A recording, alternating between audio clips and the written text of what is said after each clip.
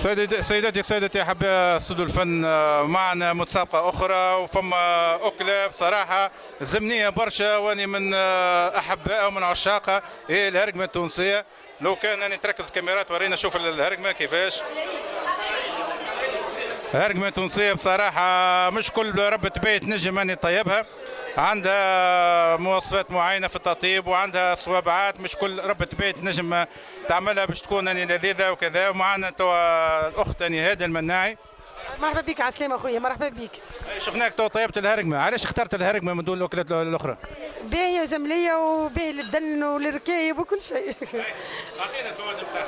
كل شيء البدن صحي البدن صحي البدن صحة البدن، والانسان تاعب ياكلها باهية لبدنه باهية. هي اكله يعني لكل فصول ولا فصل معين؟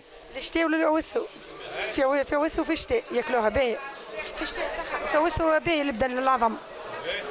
وشنو المكونات نتاعها؟ لو كان تعطينا المكونات نتاعها وكيفاش طيبتها وقداش تقعد يعني باش نجم نطيب الهرقمه تبدا اللذه نتاعها موجوده. طيبت على الكانون. على الكانون.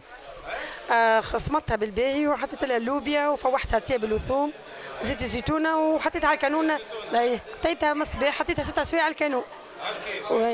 فوحتها حطيت لها شويه زعتر وكليب وفوحتها هريسه عربي وتابل وثوم. يعني تو شهيتنا تو باش ناكل الهرقمه ها؟ الهرقمه باهيه.